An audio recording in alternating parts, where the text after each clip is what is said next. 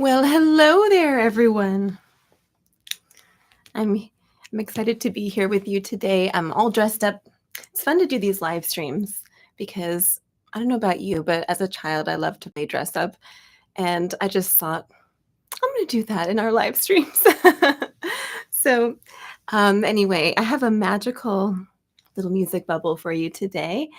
Um, I don't know if you noticed, but I have a new camera. Last week, I talked about this Logitech camera, which allows me to change the perspective. In the past, I had just always used my iPhone. I have got my microphone here.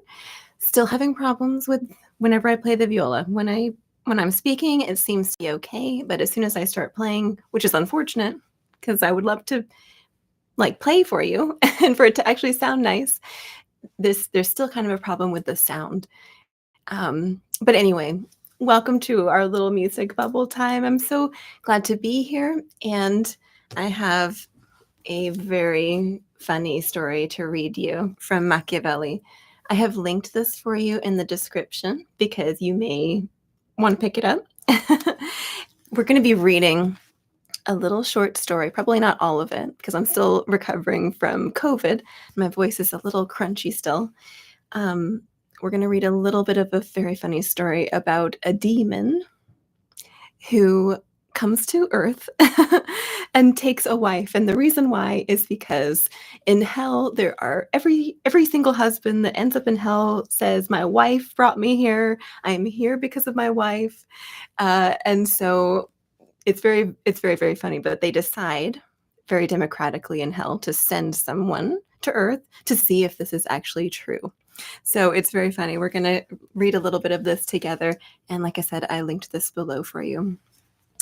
Before we get started, though, I did want to just tell you that in October, we have Dr. Molly Gebrian. Gibrian. I need to ask her how to say her name. But anyway, she's going to be coming to talk to us about her book. She has been a guest artist several times for us over on Patreon. And anyway, that will be coming up in October.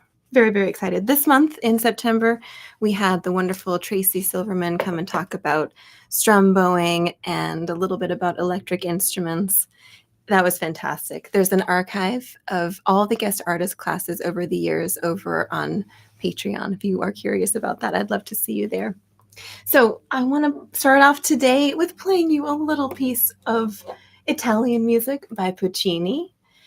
This is "Oh My Beloved Father." We're going to be playing this at our ensemble class tomorrow, actually. We do an in-person ensemble class every quarter. So like every change in season, it's fun. We get together at the library and just play through some tunes.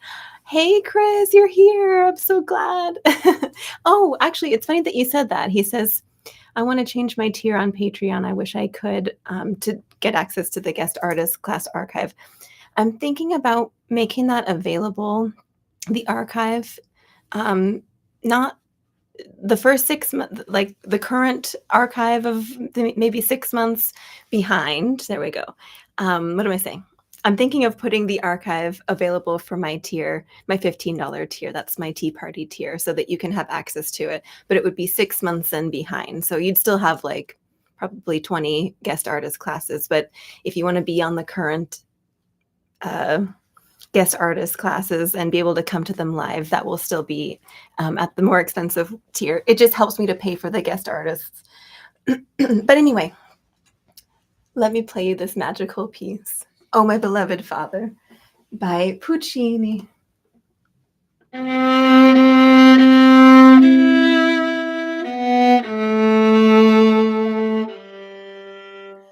Actually, I need to just check and see if that sounds okay. I always need to remember to just check and see if the sound is all right. I know it's not great, but can you kind of hear the viola? I know that you're busy in your day, but if anyone has a moment to just say thumbs up, let me play a little bit more.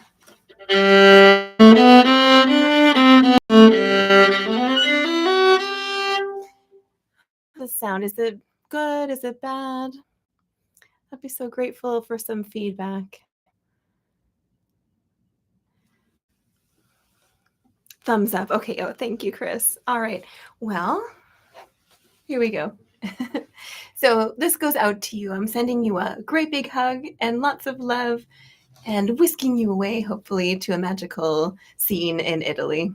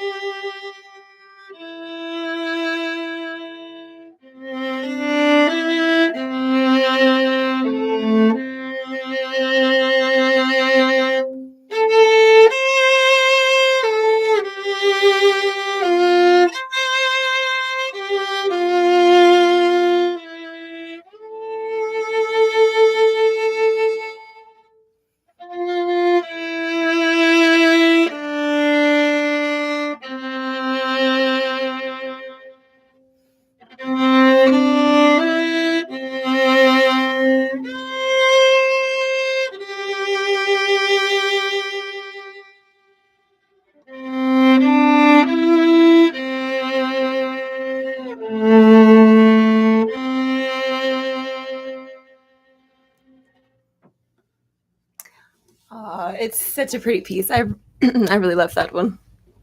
Anyway, that was "Oh My Beloved Father" or "Oh Mio Babino Caro" by the lovely Puccini. Thank you, Chris. Thank you so much. Well, let me grab a little sip of water. Found my most elegant glass to share with you as well.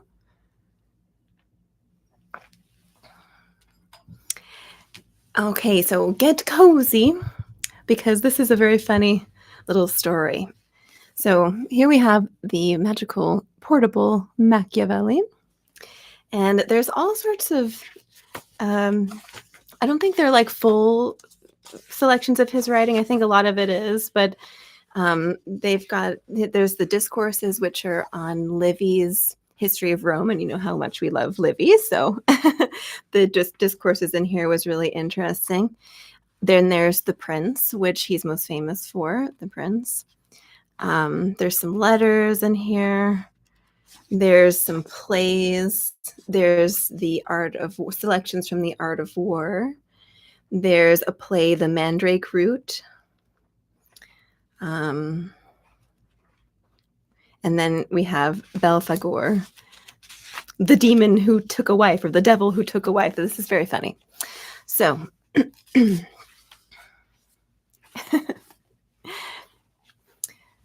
it is written in the old chronicles of Florentine history how a most holy man, whose life was well known to those who lived at that time, prayed with religious fervor and saw among the countless number of miserable souls who die outside God's grace and go to hell, or the greatest portion of them, complained that it was only because of their wives that they had been brought to such misery. Whereupon Minos and Rhadamanthus, along with all the other judges of hell, were very perplexed. They were not able to believe that these accusations against the fairer sex were true. But the complaints increased daily. So they made an appropriate report to Pluto, who decided to make a thorough investigation of the matter with the help of all the princes of hell, and to take whatever action might be deemed best in order to discover the falsity or truth of this question. Having called them all to a council, Pluto spoke in this manner. Pluto, Hades, right? So this is Hades talking, Pluto talking. My very dear friends, since by heavenly decree and unchangeable destiny, I am the owner of this kingdom, I cannot be obliged to submit to any earthly or heavenly judgment. Nevertheless, because the ultimate proof of prudence in those who hold great power is to submit themselves to the rule of law and to value the opinions of others, I have decided to ask your advice on how to act in a manner that could bring shame to our rule.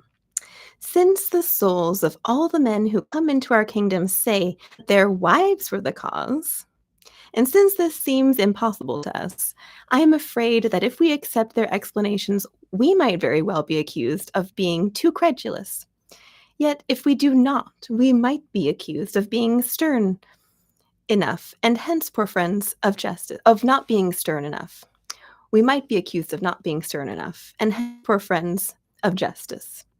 Now, since one is the vice of frivolous and the other that of the unjust, and since we wish to avoid being accused of either, we have, being unable to find the means, called you together so that you may aid us with your advice, in order that this realm, which has always lived free from scandal in the past, may continue to do so in the future.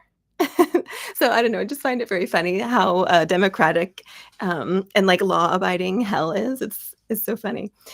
Each of the princes believed this matter to be of the utmost importance, the princes of hell, and worthy of much consideration. All concluded that it was necessary to get to the bottom of the issue, but none could agree on how it should be done.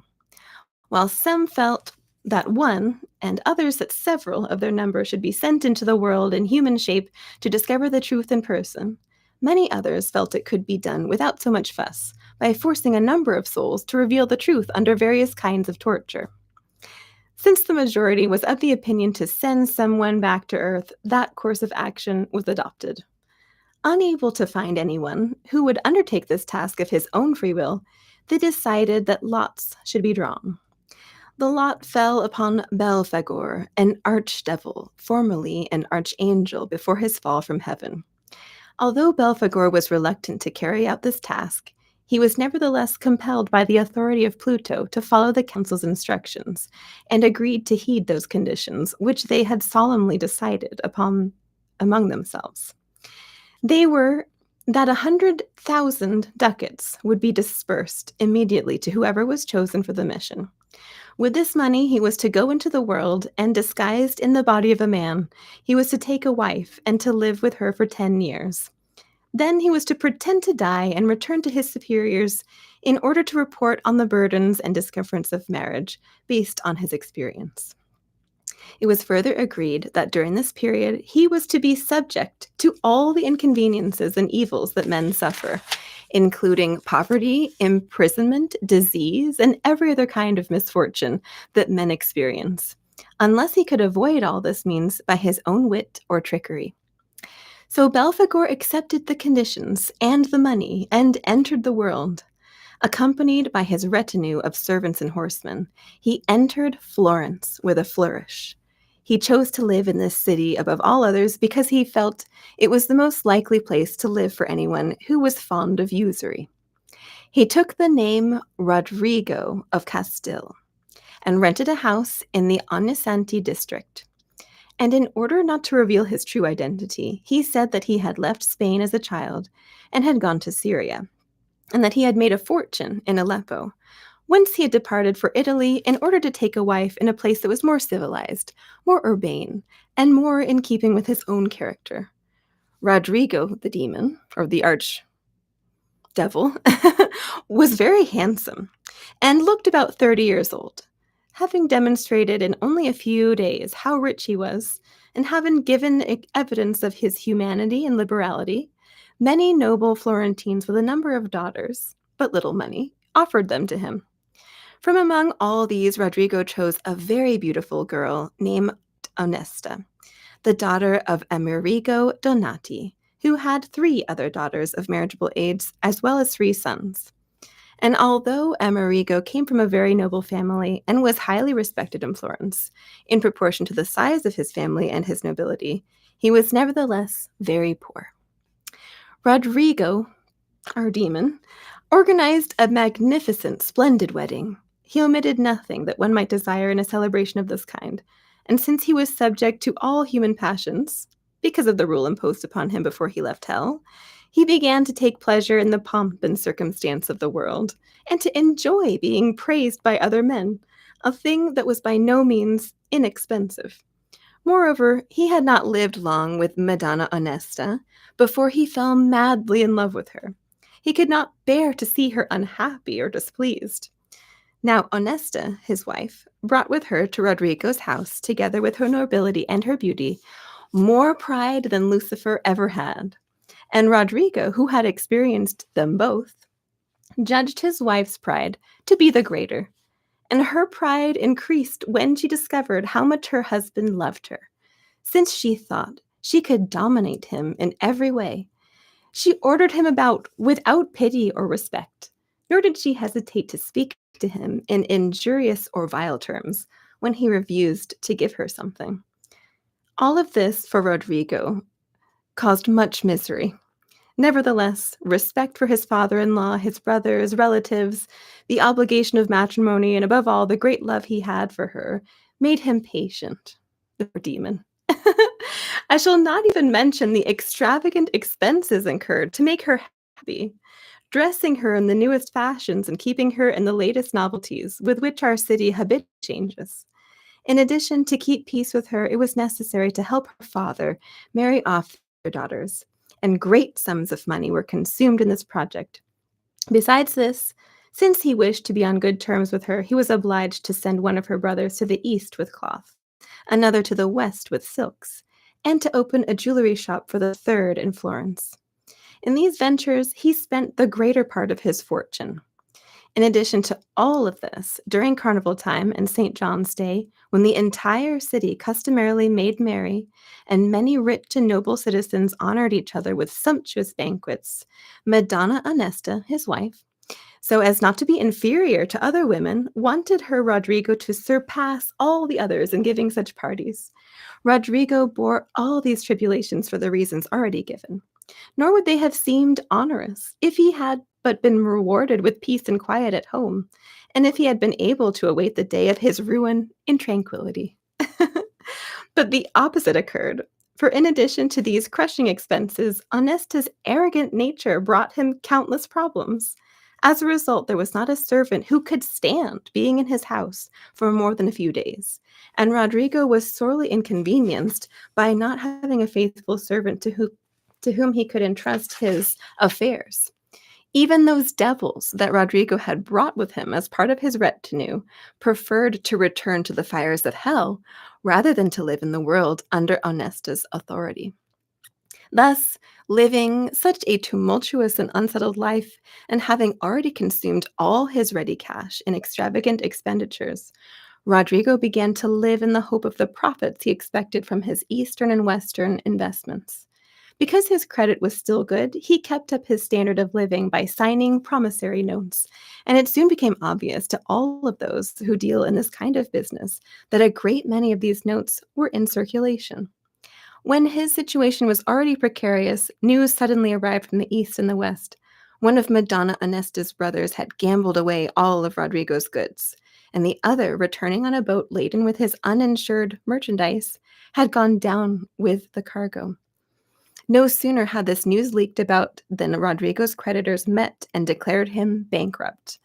Unable to take legal action against him, since his notes were not yet due, they concluded that it would be a good idea to keep an eye on him so that he might not run away in secret. Rodrigo, on the other hand, seeing no way out of this dilemma and knowing that his infernal powers were limited by his agreement, decided to flee at all costs. One morning he escaped on horseback through the gate of Prato, which was near where he lived. No sooner was his departure discovered than a great commotion arose among the creditors, who ran to the magistrates and dispatched couriers after him, as well as a mob of people. When the alarm was sounded, Rodrigo had not gotten more than a mile from the city.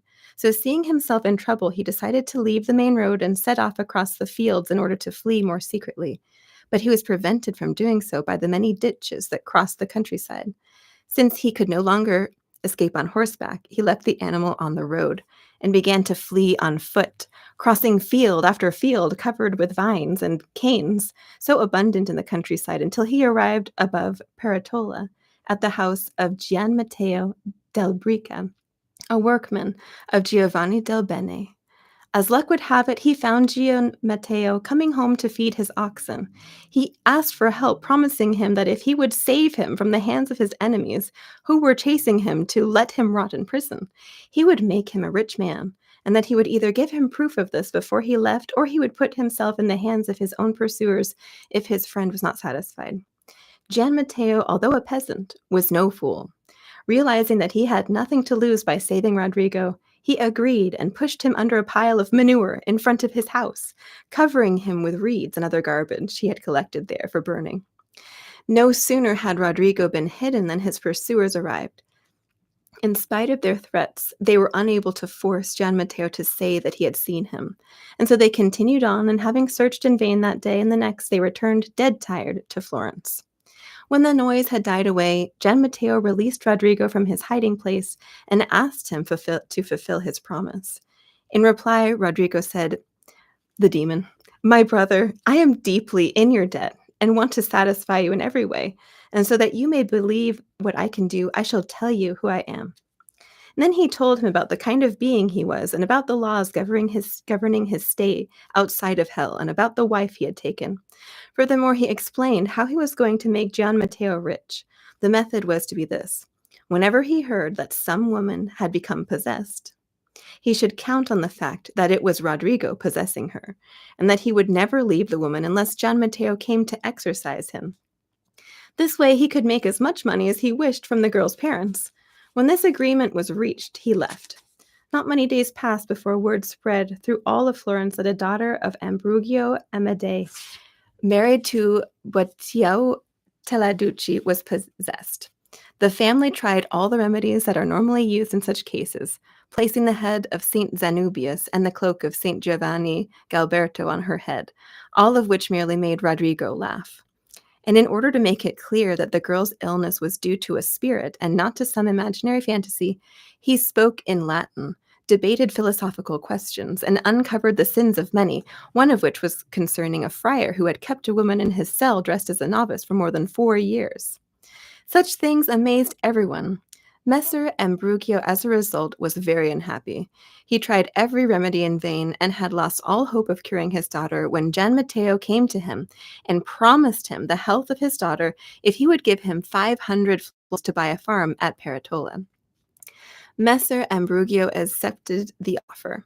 Whereupon Gian Matteo, having first said some masses and performing some ceremonies to dress up the operation, approached the girl's ear and said, "Rodrigo, I have come to find you so that you can keep your word." To which Rodrigo answered, "I am happy to do so, but this is not sufficient to make you rich. Therefore, when I leave here, I shall possess the daughter of King Charles of Naples, and will never leave you, and will never leave her but for you. You can then get anything you wish. After that, don't bother me anymore." Having said that, he left the girl to the pleasure and admiration of all Florence. Not long after that, all Italy heard about the tragedy that had befallen the daughter of King Charles. Being unable to find a cure and having received word of Gian Matteo, the king sent to Florence for him. Gian Matteo, upon arriving in Naples, cured the girl after a few ceremonies. But Rodrigo, before he left the girl, said, "See, Gian Matteo, I have fulfilled my promises to you to make you rich. Now we are even, and I am bound to you no longer. Therefore, I would be happy if you did not cross my path again, for I shall harm you in the future, just as I have helped you in the past." Therefore, when Gian Matteo returned to Florence a very rich man, he had received more than 50,000 ducats from the king. He thought of enjoying these riches peacefully, never dreaming that Rodrigo meant to harm him. But his intentions were abruptly upset by the news that arrived. A daughter of King Louis VII of France was possessed. Gian Matteo found this news most disturbing, considering both the power of that king and the words of warning from Rodrigo. Being unable to find a cure for his daughter and hearing about Gian Matteo, the king first asked for his aid by messenger. But when Gian Matteo claimed that he was indisposed, the king was forced to turn the city to the city government, which obliged Gian Matteo to obey. So he went disheartened to Paris, where he first explained to the king that even though he had cured a few women possessed by devils in the past, this did not mean that he knew how or would be able to cure all such cases, for there were some demons of such a treacherous nature that they did not fear threats, incantations, or any religious power. But in spite of all that, he was ready to do his duty, and he begged the king's pardon and forgiveness if he failed. To this the troubled king replied that he would hang him if he failed to cure her. Gian Matteo was greatly disturbed by this. Nevertheless, he screwed up his courage and had the possessed girl brought forward. Leaning close to her ear, he humbly asked Rodrigo's aid, reminding him of the service he had rendered him, and what an example of ingratitude it would be if he abandoned him now in his hour of need. To this Rodrigo replied, "What, you vile traitor? You dare come before me? Did you think you could boast about having made yourself rich by my work? I am going to show you and everyone else how I, too, can give and take away as I please. Before you leave here, I shall see that you are hanged." Since Gian Matteo saw no other way out, he decided to try his luck in another way.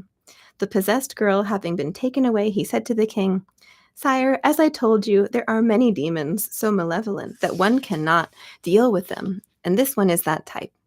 Nevertheless, I would like to try one last experiment.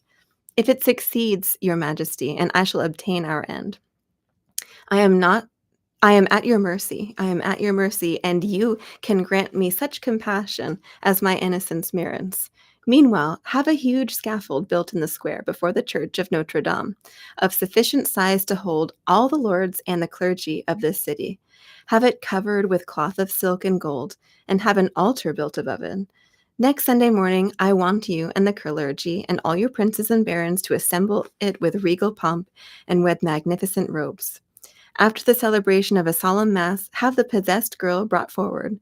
Furthermore, I want there to be in one corner of the square at least 20 men with trumpets, horns, drums, bagpipes, flutes, cymbals, and any other instrument that makes noise.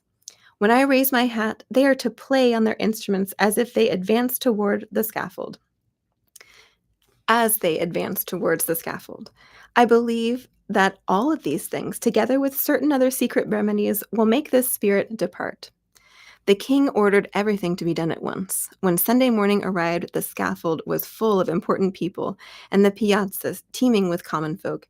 After the mass had been celebrated, the possessed girl was brought forward by 2 bishops and many noblemen. When Rodrigo saw such a crowd together and such preparations, he was almost stupefied, saying to himself, "What does this lazy peasant think he is doing?" This is the demon saying, "What is happening? Does he think he can frighten me with these ceremonies? Doesn't he know that I am used to seeing the glories of heaven and the furies of hell? Whatever happens, I shall punish him." As Gian Matteo approached him and begged him to leave, he answered, "What a fine idea you have! What did you expect to accomplish with all these displays of yours? Did you think you could escape my power and the king's wrath? Base peasant, I shall have a neck."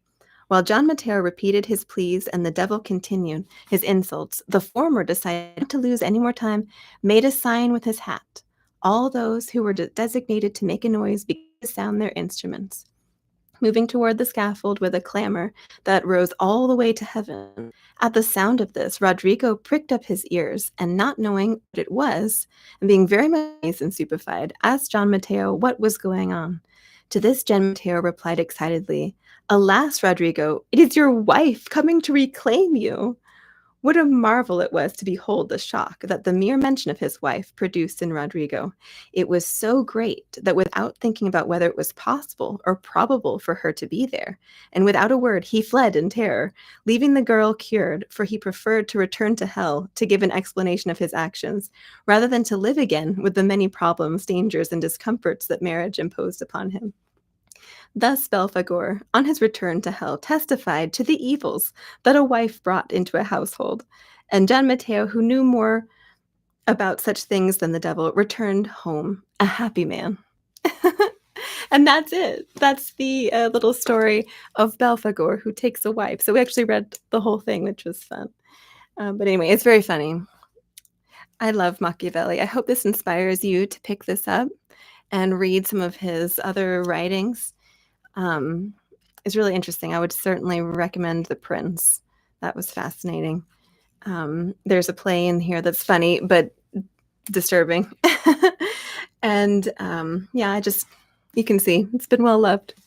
So anyways, you guys, thank you so much for coming here to be with me today. I hope that you enjoyed that story, and I hope the viola could kind of sounded nice earlier.